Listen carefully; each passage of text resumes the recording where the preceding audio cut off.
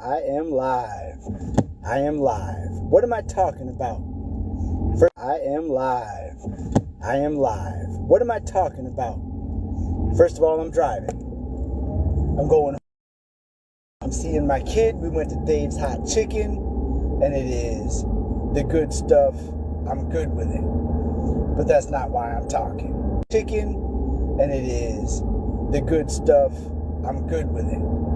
But that's not why I'm talking. I'm talking live because we're watching the economy shit the bed. We're watching tariffs. We're watching deals that are going down. There are no deals. All this is made up. All this is fake. All this is fabrication. No, I'm not talking about the economics. No, I'm not talking about the economics. No, I'm not talking about the no, I'm not talking about the news thereof. What I'm talking about that is fake, what I'm talking about that is fictional is the value of things. We're being squeezed and pressured into doing more. And we're doing more and we're receiving less. So where's the fiction? The fiction is the value. Where's the handshake deal that says, I agree that this is this for this amount? We don't have that kind of agreement anymore. Now it's an implied pressure. Now it's an implied pressure. Going into the structure of implications, that's exactly what I'm talking about. I don't know what exactly the dollar value is today right now without looking it up. Do you know the value of the dollar today without looking it up? Do you know the dollar value of the dollar compared to the yen, compared to the ruble, compared to the peso, whatever, you know what I'm saying? Do you know? Does it matter? If I'm in my real world, I just went to Dave's Hot Chicken and I kicked out a certain amount of money for 2 Dave's number ones. You know what I'm saying? Me and my kid, we ate. Was it good? We spent the whole time looking up from chewing and saying, this is so good. Is there a dollar value to that? I agreed to the dollar value on the menu. I'm not actually talking about it being, that's the exact precision. It's an implication. It's an if, an ish. It's worth it. On the other hand, when I'm working, I'm not getting my dollar amount for what I'm putting out. I'm getting what I agreed to. Do you know what I'm saying? I do the job. Now, there's other people at my job, and they get paid the same amount that I do. Do they do what I do? No. They don't have 25 years of experience in the logistics field. No. They were not taught leadership immediately out of high school by way of the Marine Corps. No.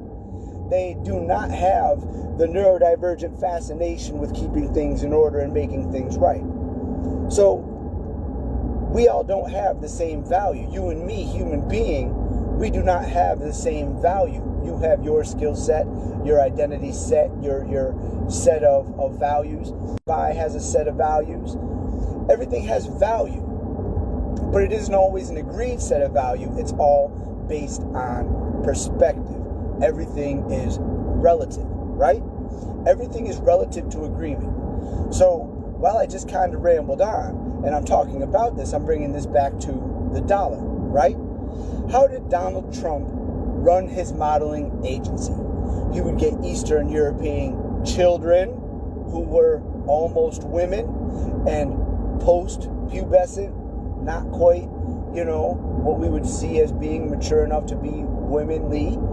And, just because they could biologically produce children doesn't mean that they are. Dig it. So he was taking these young women and he was using them with the promise of this. He was charging them exorbitant rent to stay in the spot. He was saying that, hey, I'll take this much off if you. So there was coercion, there was manipulation, and that's kind of what we're doing with the economy right now. None of it's written down. It's all strong arm. We've all watched Goodfellas, A Bronx Tale, The Godfather. We are literally watching this guy run a strong arm operation. Yes, yes, yes. Call yourself some Rico, because that's what it is. When I'm watching the news, And I'm watching somebody ask Donald Trump a direct question. Donald Trump, did you X, Y, and Z? No, I know nothing about it. But if I did, zibbity bobbity boom. And in that moment, that zibbity bobbity boom is a communication to the people that need to know. Hey, this is what I'm saying to do. This is your story. And God bless America if you don't feel it. No. Hey, this is what I'm saying to do. This is your story. And God bless America if you don't feel it. AKA stochastic terror is... Stochastic terrorism is the coin of the realm in the year of Project 2025 with our boy Donald Trizzo, Donald Orangey, Donald Trizzo Trump as our guide. Back to economics.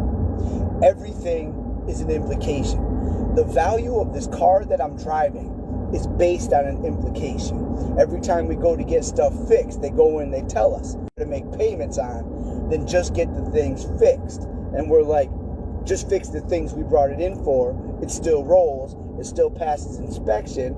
Shut your pies. Dig it?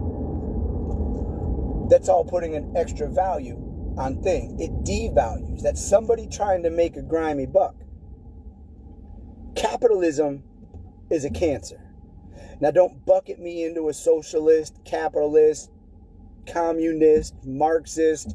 Don't rattle them down. When I drove Uber, I listened to plenty of right-wing radio, and they repeat it, and they will say the name of a person, Alexandria Ocasio-Cortez. This woman is a socialist, and this woman is related to Marxism, and this woman is related to communism. Alexandria Ocasio-Cortez. And I listened to shit for like 5 minutes. I'm like, this dude is trying to hypnotize me. Man, I don't want to be hypnotized. I want to listen to booty on the radio. I want to walk around and see people living in their lives and doing their things. I was talking to a gentleman the other day. He's an older gentleman. He's in his 70s, later 70s. And he was telling me, it's the black gentleman, he's telling me he was part of a Black Panther group growing up.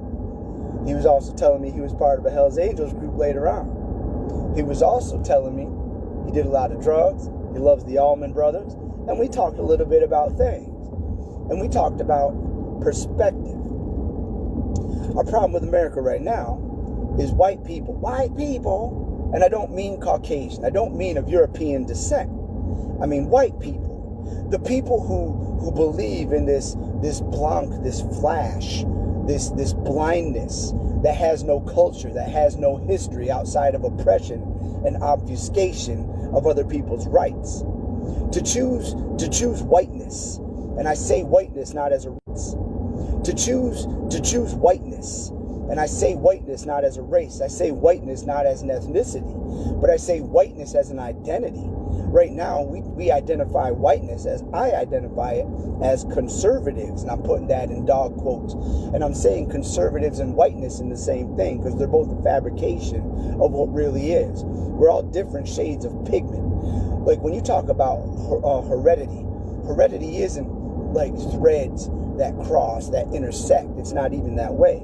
In reality, heredity is more like putting a solution inside a solution. So while it's neat for your scientific exam to cock up the Mendel graph, you know what I mean, to point the options, that's neat, that's cute, but that's not really. That's just odds, that's math, that's calculator.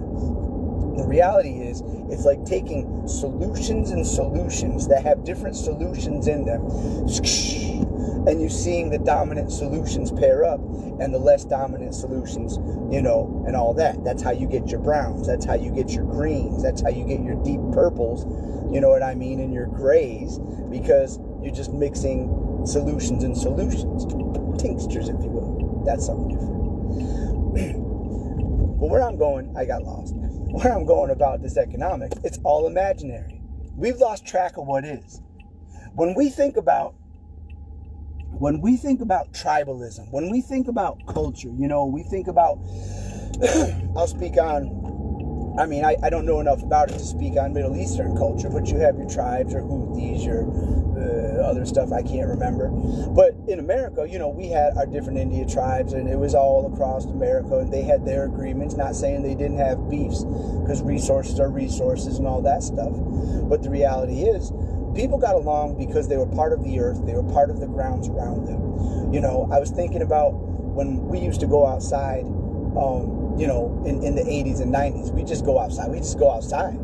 I spent more time just hanging out in the freaking sun in the grass because I wasn't allowed indoors.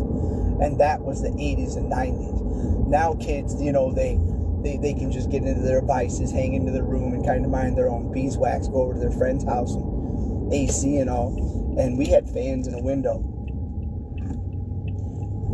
I also thinking like I was hanging out with my kid. He's going into 7th grade. And for me to learn how commercials are made, how magicians did their tricks, you know, how Hollywood movie specials, magic, there was a big deal. There were whole series and episodes and shows, and it was a big deal. And the hey man, did you know that I rattle off for my little homeboy? He'll rattle off exactly the same shit because he watched like 20 of those TikToks today. You know what I'm saying? So, I mean, we hold nostalgia like it's something of value. To me, nostalgia is a form of gaslighting. There was a better time. There was no better time. When I think about the nostalgia for the 80s and the 90s and the 70s, back when people had morals and manners, people put on the dog for public. People didn't talk about how they drank themselves into a fucking stupor to go to bed every night. People didn't talk about how their husband hit them. They talked about how they fell and hit their eye. You know what I'm saying? There's such a dishonesty in nostalgia. What do I feel nostalgia for? I feel nostalgia for not having responsibility, being able to watch TV with a 3-liter of orange soda. You know what I'm saying? Going out and getting some mac and cheese from the box that I was able to make by myself. Some cookies that my gram had left. The ability to just roll out after watching a couple episodes. If you can't do that on television, Mr. Wizard and like some Danger Mouse and still being able to grab Mr. Wizard and like some Danger Mouse and still being able to grab my bike and go ride at my bike somewhere. You know what I'm saying? That's what was up. We don't have that now. This blanket everywhere. This blanket everywhere. Anyway, I'm getting lost. Everything in our world that we feel pressure from is imaginary. Live is imaginary. Live, laugh, love is not wrong.